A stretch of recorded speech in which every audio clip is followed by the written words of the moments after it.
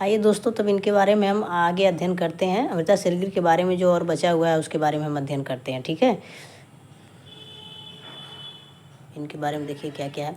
अमृता शेरगिल ने मात्र 1935 से 41 तक चित्रण कार्य किया, किंतु अपनी प्रतिभा और कृतियों के बल पर भारतीय चित्रकारों में अपना सर्वश्रेष्ठ स्थान बनाया था। इन्होंने सिर्फ मतलब बहुत कम समय तक चित्रकारी की थी, लेकिन ये बहुत ही प्रतिभाशाली थी और अपनी कृतियों के बल पर इन्होंने चित्रकारों में अपना सर्वश्रेष्ठ स्थान बना लिया था। इन्होंने चित्रकारों के साथ साथ लेखन का भी कार्य किया था।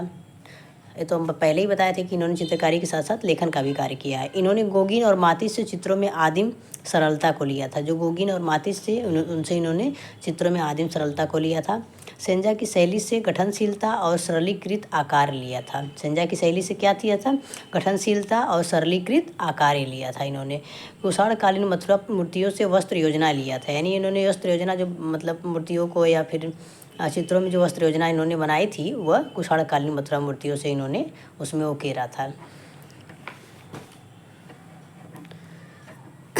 फिर क्या है, अजंता से संयोजन लिया था इन्होंने। इनका जो संयोजन था वो कहाँ से लिया था? इन्होंने अजंता से लिया था। केरल में प्रचलित भित्ति चित्रों से प्रकाशी प्रभाव लिया था। जो केरल में प्रचलित है भित्ति चित्र, वहाँ की जो दीवारों पर जो चित्र बने हैं उससे इन्होंने क्या लिया था? प्रकाशीय प्रभाव लिया था। 1934 ईस्वी में शिमला के समर हिल नामक स्थान पर अपना आर्ट स्टूडियो खोला था इन्होंने। सन 1934 ईस्वी में शिमला के समर हिल नामक स्थान पर अपना आर्ट स्टूडियो खोला था। अमृता शेरगिल ने पश्चिमी आधुनिक कला एवं भारतीय कला का समन्वय करके अपनी शैली को जन्म दिया, अतः यह एक नवप्रभाववादी चित्रकार थी। इन्होंने क्या किया था? पश्चिमी आधुनिक कला और भारतीय कला का मतलब एक में मिला के इन्होंने एक नई शैली को जन्म दिया था, अतः ये नवप्रभाववादी चित्रकार कहलाई थी। इनकी मृत्यु 5 दिसंबर 1941 को लाहौर में मृत्यु हो जाती है इनकी 28 वर्ष की उम्र में। बहुत कम वर्ष में ही इनकी मृत्यु भी हो जाती है बीमारी के कारण। इनको एक बीमारी थी। इनकी एक स्टूडियो पेरिस में भी थी। जो इनकी एक स्टूडियो थी, इन्होंने पेरिस में भी अपना एक स्टूडियो बनाया था, आर्ट स्टूडियो। अब इनका जो सम्मान है, इनको कौन कौन सा सम्मान मिला है उसके बारे में थोड़ा सा हम देख लेते हैं। तो सन 1932 में टोर्सो चित्र पर ग्रांड सेलो पुरस्कार मिला था इनको। यंग गर्ल जो चित्र बनाया था इस पर इन्हें ग्रांड सेलो पुरस्कार मिला था। भारतीय लड़कियां चित्र को स्वर्ण पदक मिला था all India fine arts and craft society नई दिल्ली के द्वारा। देखिए यहाँ देखिए, अब सही से दिख रहा है। All India fine arts and craft society नई दिल्ली के द्वारा भारतीय लड़कियां जो चित्र बनाया था उस पर इनको स्वर्ण पदक मिला था, ठीक है।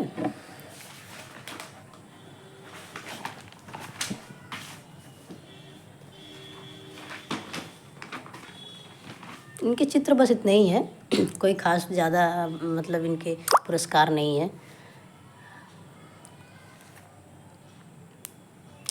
अब इनकी प्रदर्शनी देखिए, कौन कौन सी इनकी प्रदर्शनी थी। प्रदर्शनी इनके द्वारा बनाई गई प्रथम पेंटिंग की प्रदर्शनी शिमला फाइन आर्ट सोसाइटी में लगी थी सन 1935 ईस्वी में जो है इनकी प्रदर्शनी लगी थी। भारत में 1934 में इलाहाबाद में एकल प्रदर्शनी लगी थी, दिल्ली में लगी थी। सन 1936 में बम्बई के ताज होटल में प्रथम एकल प्रदर्शनी भारत में इनकी लगी थी।